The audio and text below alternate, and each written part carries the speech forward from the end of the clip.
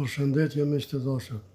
Të ndëgjojmë pak Albin Kurtin, kur i boj këtë thirrje ndërkombëtarëve për mos pranimin e Serbisë si shtet normal. Të ndëgjojmë bashkë. Ne tash i bëjmë zgjidhje faktorëve ndërkombëtar që të mos e konsiderojnë Serbinë shtet normal, përderisa ajo nuk i dorëzon kriminalet e Serbisë të organizuar dhe udhëhequr nga Milan Radojić dhe të financuar e të mbështetur nga Beogradi zyrtar dhe presidenti atij Aleksandar Vučić. A me dëgjoni me të dashur.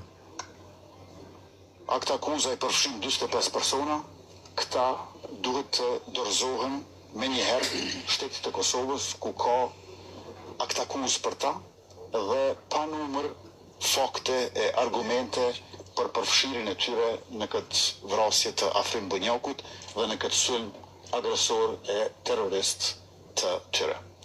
Por në të njëjtën kohë duhet të theksojmë edhe faktin tjetër që kjo është një betejë e fituar nga policia e Kosovës për Republikën e Kosovës dhe të gjithë qytetarët pa dallim.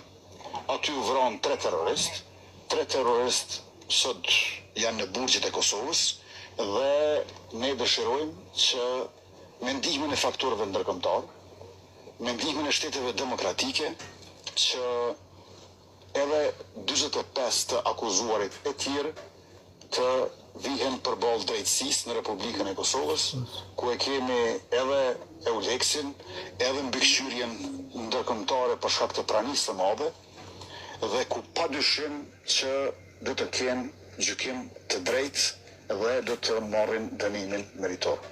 Lavdi Afrim Bunjakut, të gjithë policëve të rënë në krye detyrës dhe dëshmorëve të kombit tonë në përgjithësi. Arnov kryeministri jon i dashur. Dëgjoni njëri që punon për shtet. Respekt me të dashur. Ju përshëndes.